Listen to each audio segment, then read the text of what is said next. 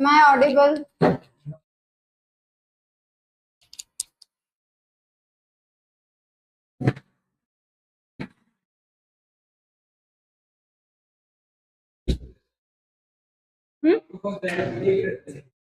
क्योंकि उसके वजह से ही कितने बार बच्चों का आवाज नहीं आया है मेरा, तो वो पूछना बहुत जरूरी।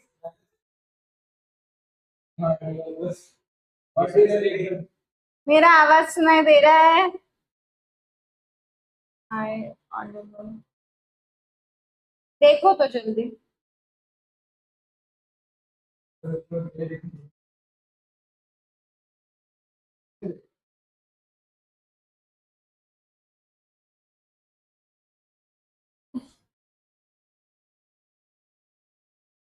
What is this? Join exam oriented batch. तुमको दिख रहा है?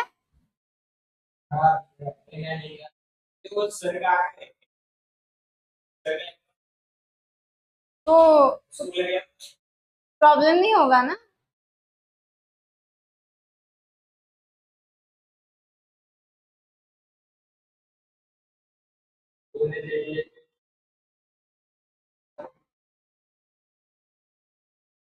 I'm not visible. Sir screen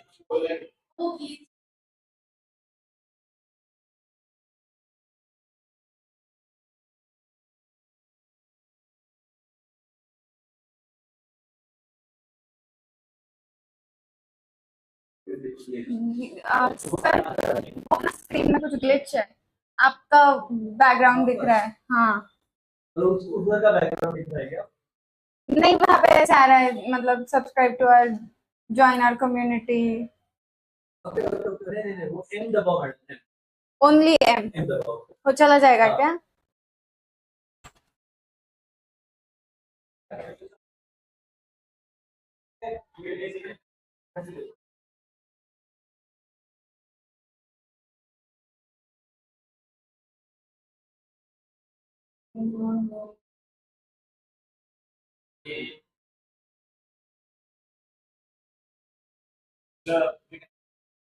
Deepak, oh wait wait wait, it's gone, गया। आ जाओ वापस।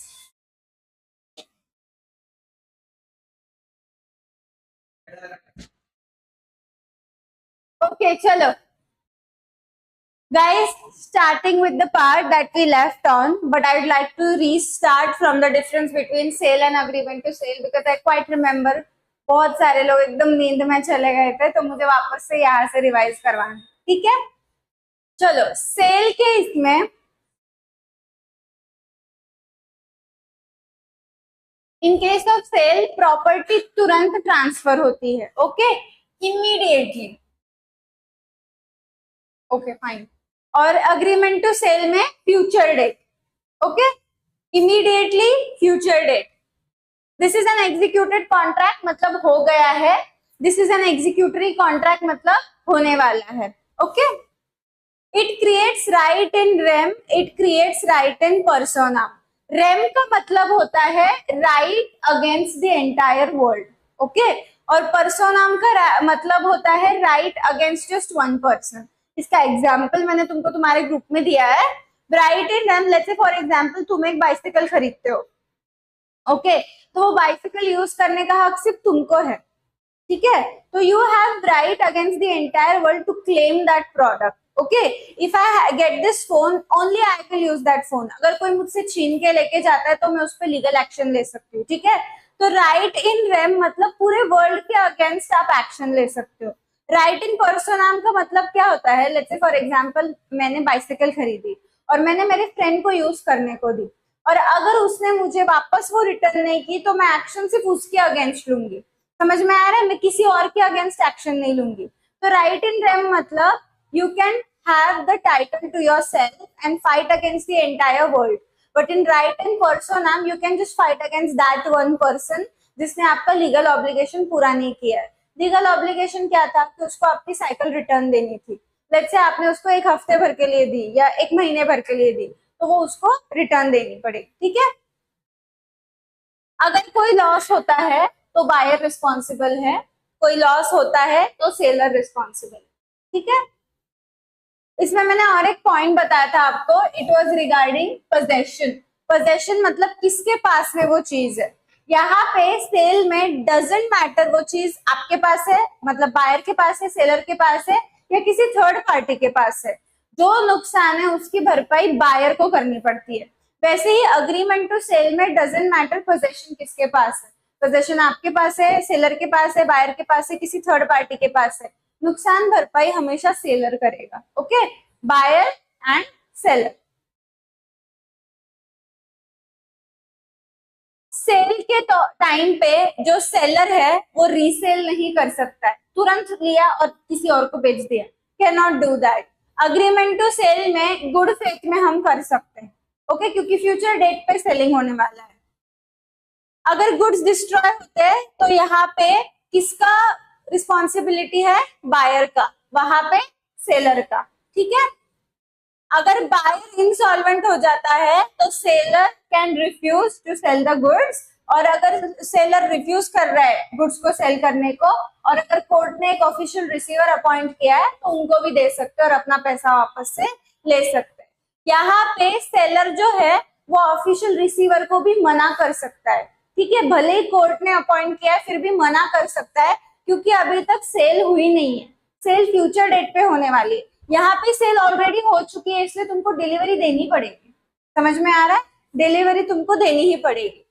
अगर seller becomes insolvent after payment of the price, buyer can claim the goods from the official receiver, okay. Seller अगर insolvent हो जाता है तो बायर कहाँ से पैसे लेगा, ऑफिशियल रिसीवर से, सेलर ऑफिशियल रिसीवर को देगा, ऑफिशियल रिसीवर बायर को देगा, ओके। यहाँ पे बायर कोई गुड्स क्लेम नहीं कर सकता है क्योंकि डिलीवरी ही हुई नहीं है, तो ऑफिशियल रिसीवर हो या सेलर हो कोई भी डिलीवरी नहीं देगा, उनको सिर्फ डिविडेंड का अमाउंट मिल सकता है, ओके, अगर होगा तो, नहीं तो नहीं। यहाँ पे सेल्स टैक्स लगेगा, यहाँ पे सेल्स टैक्स नहीं लगेगा, सेल्स टैक्स तब लगेगा जब सेल खत्म होगा, सेल्स टैक्स मतलब जीएसटी, ओके।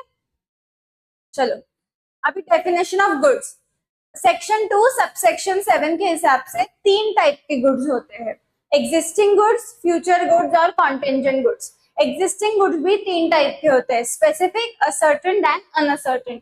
हमने ये कल देखा हुआ है, हम आज वापस से रिवाइज करेंगे, ठीक है। एग्जिस्टिंग गुड्स, एग्जिस्टिंग गुड्स मतलब owned and possessed by the seller at the time of making the contract of sale, they are known as existing goods. You go to a shop, you tell them I want this laptop, वो laptop वहां पे पड़ा हुआ है seller के पास, उस moment पे, जो मोमेंट पे आप उसको पूछ रहे हो, तो वो हो गया तुम्हारा स्पेसिफिक गुड्स। जैसे फॉर एग्जांपल मैंने कल कुर्ती का ऑप्शन एग्जांपल दिया था आपको, आप गए, आपने देखा मुझे यही कुर्ता चाहिए, ये यहाँ पे है, मुझे यही पैक करके दो, तो ये हो गया आपका स्पेसिफिक गुड। इसका मतलब पोजेशन, पोजेशन मतलब इट्स द सेम थिंग, अपने पास होना, हमारे पोजेशन में होना, okay. The existing goods can be further classified as under, possessed के 2 मीनिंग है, एक मेरे पास होना, दूसरा मेरे अंदर कोई आत्मा घुस जाना, ओके। हम बोलते हैं ना कि this person is possessed by evil spirit, तो वो भी मतलब होता है उसका, बट यहाँ पे वो मतलब नहीं, ओके। एग्जिस्टिंग गुड्स 3 टाइप के, specific, ascertain and uncertain, okay. अभी स्पेसिफिक गुड्स में वो कुर्ती का एग्जांपल एप्लीकेबल होगा, व्हाइट कुर्ती चाहिए इन द साइज मीडियम, मुझे डेल का लैपटॉप चाहिए i5, ओके, जनरेशन 3, 4, विंडोज 11, ये मुझे चाहिए, ये होगा आपका specific goods. Ascertained goods, ascertained goods का मतलब होता है identified after the contract of the sale, this word is very important, contract of sale होने के बाद आपने आइडेंटिफाई किया है। Certain goods may be further classified as proportioned goods and unapportioned goods. Even the goods are same, the identity of goods in packets, lots or otherwise has to be allotted to a specific buyer. Let's say for example, मैं उनको बोलती हूँ कि मुझे less के packets चाहिए, green colour के less के पैकेट्स, तो कॉन्ट्रैक्ट ऑफ सेल हो गया, उसके बाद मैं उनको बोलती हूँ कि मुझे ना 3 किलो भेज दो, समझ में आ रहा है। तो मुझे पता है मुझे क्या लेना है, बट क्वांटिटी मुझे पता है क्या कितनी लेनी है, मैंने उनको बाद में बोली. Okay. Goods are normally apportioned by the seller and the buyer agrees. Buyer can himself apportion goods with consent of the seller. However, all goods has to be ascertained and apportioned before transfer of possession. Possession transfer होने से पहले seller को पता होना चाहिए इनको 3 kilo चाहिए कि 4 किलो चाहिए. उनको स्टार्टिंग में पता होता रहता है कि उनको लेस चाहिए, बट कॉन्ट्रैक्ट खत्म करने के बाद वो डिसाइड करते कि खत्म करने के बाद कॉन्ट्रैक्ट लिखने के बाद वो डिसाइड करते कि 3 किलो चाहिए कि 4 किलो चाहिए. उसके बाद डिलीवरी होती है. Okay. Uncertain goods. Uncertain goods में मैंने आपको एग्जांपल दिया था चेयर्स का. आपको चाहिए 25 चेयर्स, 200 चेयर्स पड़ी है, आप कोई भी 25 चेयर उठा लेते हो, तो ये हो गया अनसर्टेन गुड्स. ओके. आप फ्रूट्स के शॉप में जाते हो, वहां पे बहुत सारे एप्पल्स पड़े हुए हैं, आप कोई भी 6 एप्पल उठा लेते हो, डजंट मैटर. ओके. तो वो हो गया uncertain. Future goods. Future goods का मतलब होता है सेल ऑफ फ्यूचर डेट. मैंने आपको केक का एग्जांपल दिया था. 16 जुलाई को बर्थडे है, केक मैं बनाऊंगी तब और मैं डिलीवर करूंगी तब, बट मेरा अग्रीमेंट अभी हो चुका है, बट मेरा गुड कब देना है मुझे, फ्यूचर डेट पे, तो that becomes a future good. Contingent goods. Goods मतलब any type of goods that will be sold depending on the quality. जैसे फॉर एग्जाम्पल मैं एक फार्मर के साथ कॉन्ट्रैक्ट करती हूँ कि अगर आपका गेहूं का जो भी क्रॉप है वो अच्छा आया तो लूंगी, नहीं तो नहीं लूंगी. तो इसमें ऐसी चीजें आती है, for example future crops. Eggs. Eggs का भी क्वालिटी लोग देखते हैं फिर खरीदते हैं, बराबर है कि नहीं, तो इसको बोलते हैं contingent goods. Doctrine of caveat emptor. Caveat emptor से बढ़ने से पहले अभी तक जो भी हुआ है कल और आज, इसमें कोई डाउट है, सब अच्छे से समझा है. Let the buyer beware. Buyer ने अलर्ट रहना है. मैंने वो दया का एग्जांपल दिया था, तारक मेहता का, साड़ी डिफेक्टिव. ओके. तो इसके पहले कुछ डाउट है? Anybody? Anybody online has any doubt? Okay, ठीक है. ओके. कैविएट एम्प्टर का मतलब है लेट द बायर बीवेयर. तुमको लेने हैं एप्पल्स, तुम मार्केट में गए, तुमने ऐसे ही इसको बोल दिया फ्रूट वाले को कि एप्पल्स दे दो. एप्पल देने वाले ने ऐसे कुछ भी एप्पल दे दिए, आप घर पे आपने देखा सारे सड़े हुए हैं. किसकी गलती है? बायर की गलती. बराबर है कि नहीं. हमने आंख बंद करके अगर खरीदी की है और हमको कुछ गलत चीज मिलती है तो प्रॉब्लम हमारी है. तो हमेशा सेल ऑफ गुड्स में बोलते हैं कि हम जो बायर है उसको ध्यान देना है. ओके. कभी कभी आप फर्नीचर की दुकान में जाते हो, आप बोलते हो कि मुझे सागवान लकड़े का बेड चाहिए. सागवान लकड़ा समझते हो? It's a type of a wood जिसका फर्नीचर बनता है. Now these people are using any kind of cheap quality of wood and painting it सागवान. अब ये फ्रॉड हुआ, ठीक है, बट यहाँ पे आप ये डॉक्ट्रिन अप्लाई नहीं कर सकते. बट यहाँ पे आपको केयरफुल रहना है कि अगर आपको घर पे आके पता चलता है तो आप वापस उसके पास जाओ और बोलो कि ये सागवान नहीं है, मुझे दूसरा पीस दे, और दूसरा पीस तुमने नहीं दिया तो मैं लीगल एक्शन लूंगी. ठीक है. तो 2 चीजें हैं. पहली चीज ऐसी है कि एक इसमें बायर की पूरी प्रॉब्लम है, बायर नहीं जा सकता, और अपन ने 5 एक्सेप्शंस पढ़े थे जिसमें बायर के पास अवेलेबल रहता है टाइम कि वो वापस से जाकर अपना प्रोडक्ट चेंज करवा के ले सके. ठीक है. तो एक चीज ये है और एक चीज ये जिसमें अपन ने एक्सेप्शन पढ़े. Let's read it out. The term caveat emptor is a Latin word, मैंने कल भी बोला था Latin word, which means let the buyer beware.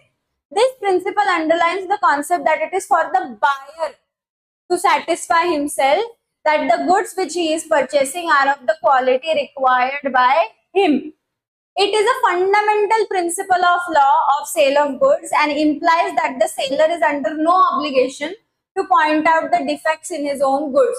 क्या बोल रहे हैं कि सेलर का कोई भी रिस्पॉन्सिबिलिटी नहीं कि वो खुद होके बोले कि मैडम ये केले खराब है, मैडम ये आम खराब है. उसको क्या लेना है, उसका प्रोडक्ट बेचना है. बराबर है कि नहीं, as a seller. But as a buyer it is your responsibility to check the fruits if they are good और इफ दे आर डिफेक्टिव और इफ दे आर कंप्लीटली सड़े हुए. ठीक है. तो ये आपका काम है. लॉ बोलता है कि seller is not responsible for this. तुम देखो तुम्हारी आंखों से. Okay. The buyer must take care while purchasing the goods, and if he makes a wrong selection, he cannot blame the seller. Okay? If the goods turn out to be defective or to not serve his purpose, उसमें seller की कोई गलती नहीं है. However, the doctrine of caveat emptor does not mean that the buyer must take a chance. It only means he must take care. However, this rule is not without any exception. जैसे मैंने बोला कि हमने कल exceptions पढ़े थे. With the passage of time, this doctrine has been considered to be too unreasonable. Unreasonable मतलब हमेशा तो buyer नहीं ध्यान रख सकता है ना. जैसे वो तारक मेहता के एग्जाम्पल में था, जब उन्होंने खुद की आंखों से देखा तब साड़ी में कुछ इश्यू नहीं था, घर पे जाके देखा तो साड़ी का बॉर्डर फटा हुआ है, साड़ी का पूरा कलर चेंज हो चुका है. तो अभी यहाँ पे even though the people were looking in their eyes कि ये चीज ठीक है, घर पे जाने के बाद अगर वो चीज खराब होती है तो थोड़ा सा ऐसे बोल सकते हैं कि ये डॉक्ट्रिन अनरीजनेबल है. हमेशा हमेशा बायर थोड़ी ना इतना केयरफुल रह सकता है, कभी कभी वो अंदर के अंदर भी कुछ स्कैम झोल कर सकते, इसीलिए वो एक्सेप्शंस लेकर आए. और वो एक्सेप्शंस जहां पे तुमको मिलेंगे वहां पे तुम एक्शन ले सकते हो. एक्शन का मतलब कुछ एक्शन करके दिखाना नहीं, लीगल एक्शन लेना. ओके, अभी सेक्शन 16 जो है उसमें एक्सेप्शंस दिए गए हुए हैं. Okay, section 16. अभी सेक्शन 16 को याद रखने का इजी तरीका 6 - 1 5. कितना एक्सेप्शंस है? 5. तो 16 6 - 1 5, एक्सेप्शंस 5. तो अगर आपको एक्सेप्शन का सेक्शन याद रखना है तो ऐसे याद रख सकते हो. ठीक है, ओके. सबसे पहला, where the buyer expressly or by implication makes known to the seller the particular purpose for which the goods are required and relied upon the skill and judgment of the seller, and the goods are of description which it is the course of the seller's business to supply. There is an implied condition that the goods shall be reasonably fit for such purpose. Accordingly, the seller cannot get any immunity on the grab of caveat emptor. यहाँ पे मैंने आपको example दिया था gaming laptop का, याद है? मैं गई मेरे भाई के लिए गेमिंग का लैपटॉप लेने, मुझे कुछ भी आइडिया नहीं गेमिंग का लैपटॉप कैसे दिखता है, उसका प्रोसेसर कैसे होता है, वो कैसे टाइप से फंक्शन करता है. I have no idea. I use a simple Lenovo laptop. मुझे क्या पता क्या, मैं गई, मैंने क्रोमा वाले को बोला, क्रोमा वाला थिंक्स कि अरे इसको कुछ पता नहीं, अपन इसका फायदा उठाते हैं. ओके, तो वो मुझे एकदम हल्का सा लैपटॉप दिखा देता है और मुझसे 2 लाख रुपए ले लेता है. I go to my home and I tell my brother and my brother is like कि तेरे को एड़े में निकाला है. And then we go there and we tell them कि मेरी सिस्टर ने आपको क्लियरली पर्पस बोला था कि गेमिंग के लिए चाहिए और उसने आपके ऊपर भरोसा किया to give her the product क्योंकि उसको पता नहीं था. तो ऐसे केस में हम एक्शन 100% ले सकते हैं. ओके, फर्स्ट एग्जाम्पल के लिए गेमिंग का ऑप्शन याद रखा तो आपको याद रह जाएगा. ठीक है, वहां पे लिख लो लगा तो मॉड्यूल में gaming laptop. Second, implied condition as to saleability where the goods are bought by description from the seller in goods of that description. इसका भी एक एग्जाम्पल दिया था मैंने कल, किसको याद है?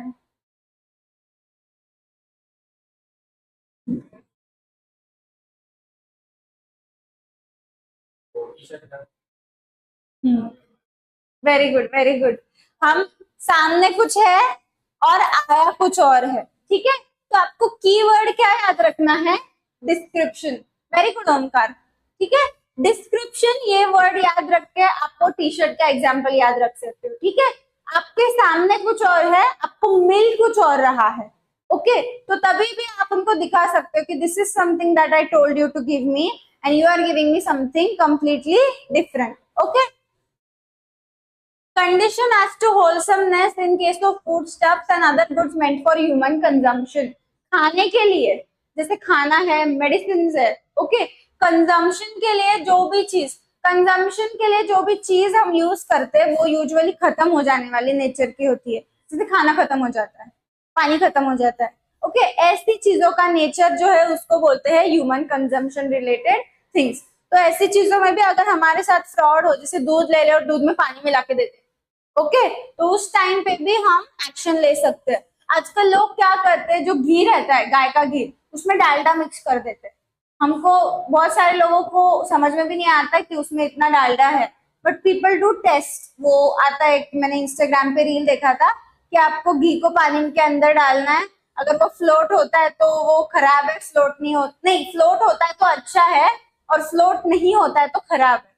और अगर आप हाथ पे रखते हो घी को और वो पिघलता है तो वो अच्छा है, और वो वैसे का वैसा जमा हुआ रहता है तो वो खराब है. तो ये सब चीजें करके आप खुद अवेयर बन के क्या कर सकते हो, उनको बोल सकते हो कि हमने मांगा कुछ और था, आपने दिया है मिक्स करके, तो आप हमको ऐसे उल्लू नहीं बना सकते। जब सेलर फ्रॉड करता है, अब ये वो तारक मेहता का एग्जाम्पल, दिखाते वक्त कुछ और दिखाया, पैक करके कुछ और दिया जानबूझ के। ओके, ये जो ऊपर का एग्जाम्पल है ना डिस्क्रिप्शन का, ये जानबूझ के नहीं है, गलती से हो जाता है, ह्यूमन एरर है कि गलती से पैकिंग करते टाइम चला गया।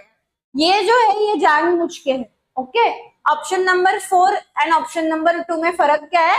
दिस इज नॉट जानबूझ के, this is done on purpose to make them make a fraud. Okay, when there is usage of trade, usage of trade मतलब मैंने वो आपके घर के कॉर्नर के किराने वाले का एग्जांपल दिया था कि आप हमेशा उसके पास जाते हो, तो you can tell that person कि यार give me exchange this item, something like that. Okay, this is the end of chapter 3.1. Does anybody have any doubts? No doubts? Should I give you MCQs? Okay.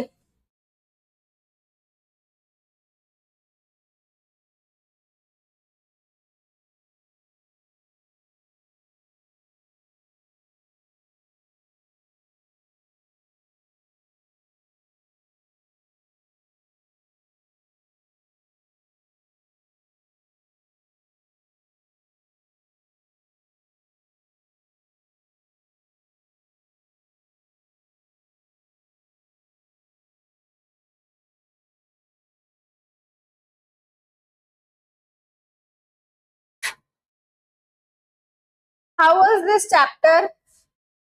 YouTube people, do you guys have any doubts?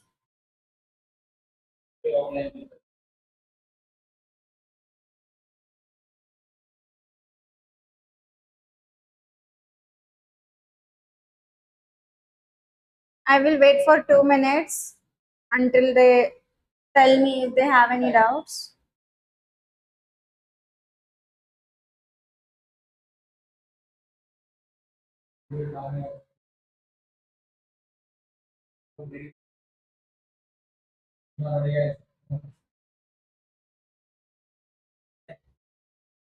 Okay.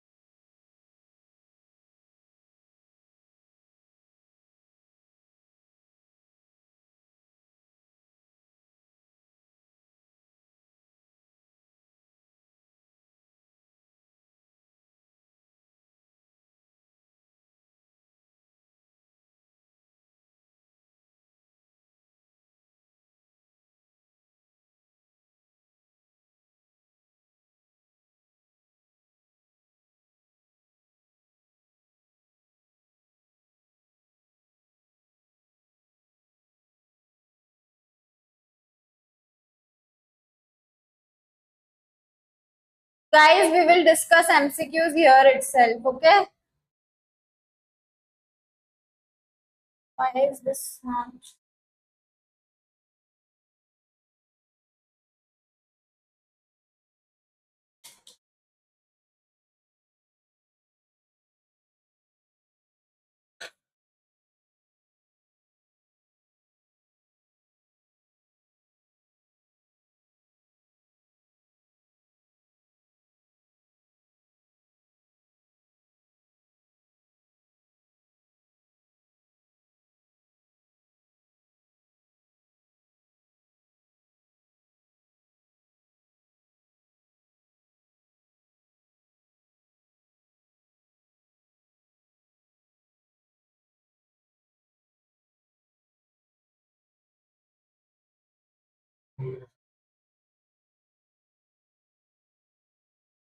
Okay, guys, बताओ. I hope you are able to hear me. When did the Sale of Goods Act 1930 came into force? 1st January 1930, 1st July 1930, 1st April 1930, 22 September 1963. YouTube people? Yes. I'm unable to send it on WhatsApp, so I'm taking it here. 1st July 1930. ठीक है? What was the original name of the Sale of Goods Act 1930? Very good. The correct answer is the Indian Sale of Goods Act 1930, which is very simple. मैंने कल ही याद करवाया था. Which section of the Sale of Goods Act 1930 defines buyer? Very good. Subsection 2, subsection 1 defines the term buyer in the Sale of Goods Act 1930. Which section, according to the Sale of Goods Act 1930, who is a seller?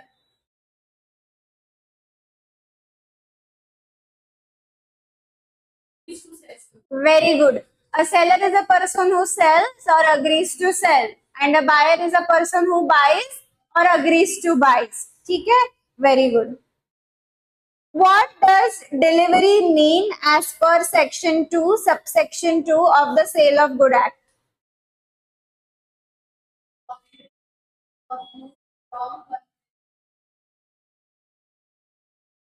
Voluntary transfer of from one. Okay, anybody else would like to try? You're very close. Very good, very good. Voluntary, very important. याद रखो, voluntary मतलब खुद की मर्जी से transfer of possession, okay, from one person to another. Which section defines goods in the Sale of Goods Act? Very good. Section 2, subsection 7 defines the term goods. What are future goods according to section 2, subsection 6?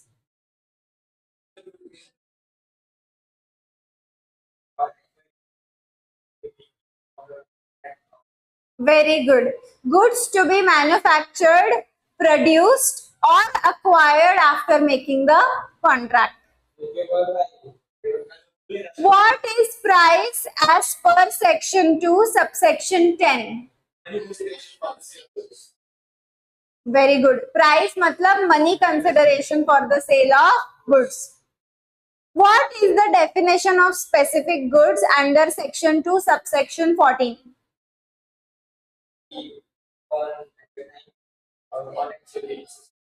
Very good.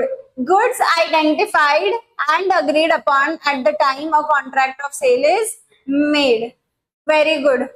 Okay, sir. Seller का मतलब होता है a person who sells और agrees to sell. तो आपका half answer correct है, half missing है, तो add it.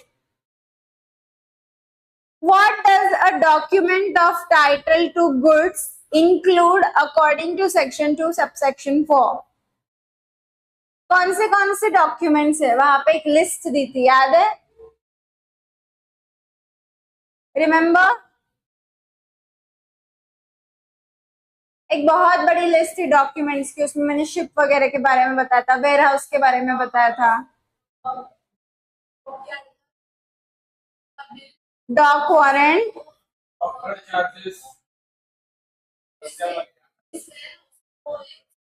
Ware house keeper certificate, very good, bill of lading, etcetera. Very good. What type of right does a sale create? हमने 2 rights discuss किए थे और मैंने साइकिल का एग्जांपल दिया था. तो सेल के लिए कौन सी राइट है? It is known as right against the whole world. Okay, and what is the right in sale of agreement? No. हाँ, उसमें कौन सी राइट है? Right to rem and right to, you just said it, right to personam. याद रखो guys, sale में right to rem होता है और एग्रीमेंट टू सेल में राइट टू पर्सोनाम होता है. Okay. Which terms refers to a contract where the seller agrees to transfer goods at a future date? Future date is sale or agreement to sell. Very good. Agreement to sell. Okay guys, in an agreement to sell loss कौन bear करता है? और sale में very good, if agreement to sell है तो loss will be borne by seller and if it's a sale then loss will be borne by buyer. Doesn't matter वो item किसके पास है, ठीक है. सेल में बायर, अग्रीमेंट टू सेल में seller. What is the meaning of caveat emptor? Let the buyer be aware. Very good.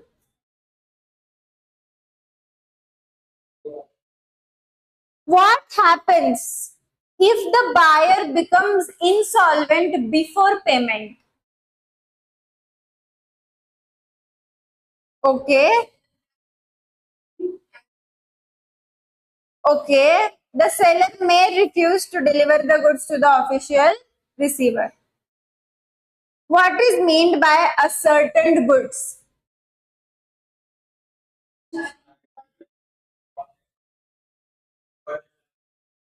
Okay, ascertained goods का मतलब है identified after the contract. यही याद रखो. स्पेसिफिक का मतलब है कॉन्ट्रैक्ट के टाइम पे आइडेंटिफाई करना और ascertained का मतलब है कॉन्ट्रैक्ट के बाद आइडेंटिफाई करना. ओके. सेक्शन 2 सबसेक्शन 11 के हिसाब से प्रॉपर्टी का मतलब क्या? प्रॉपर्टी का मतलब ये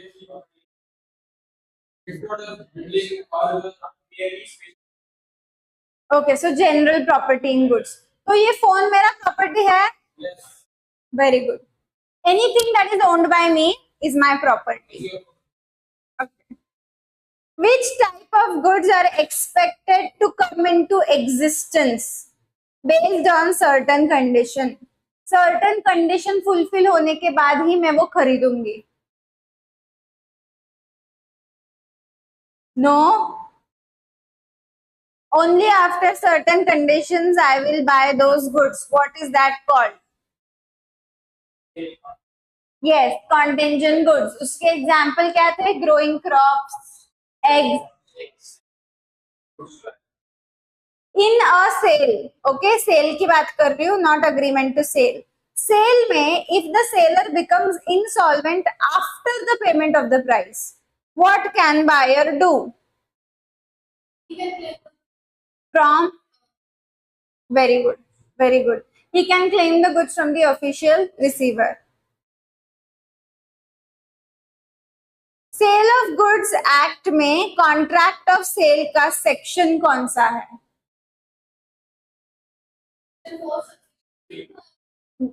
1. सेक्शन 4 सबसेक्शन 1 में दिया है कॉन्ट्रैक्ट का meaning. Okay.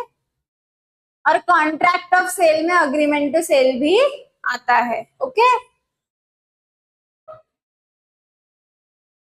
What happens if I purchase an item which does not match the description of the item that was shown me before?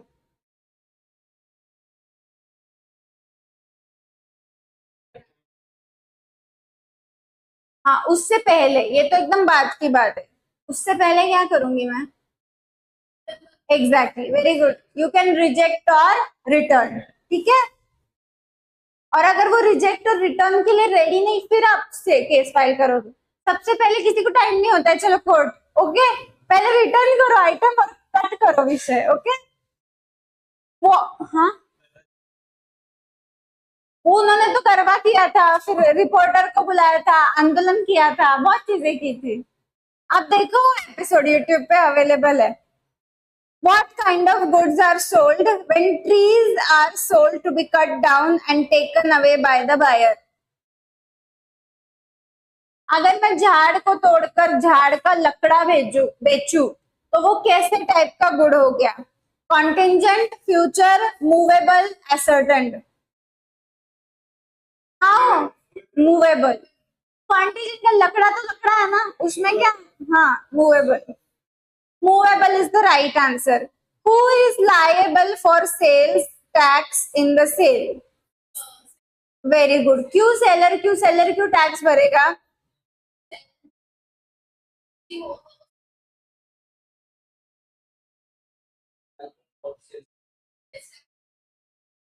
Very good, very good. जब मैं बोलती हूँ कि खाना होलसम होना चाहिए, होलसम का मतलब क्या? नहीं, I am talking about your exception number 3 of let the buyer beware. What is the meaning of wholesomeness there? No, no. Check your section 3 of section 16. Point number 3 of section 16 of let the buyer beware. What is the meaning of wholesomeness? I will give you options. ठीक है?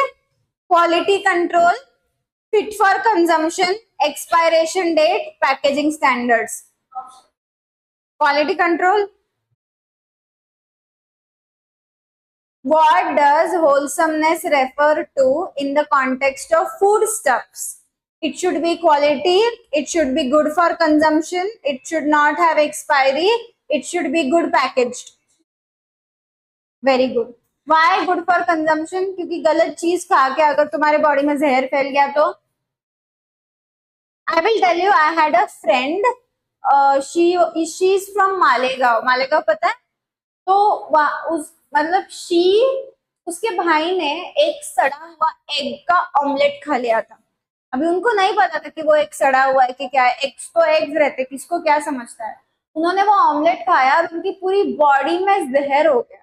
Because egg is very bad when it is gone bad already.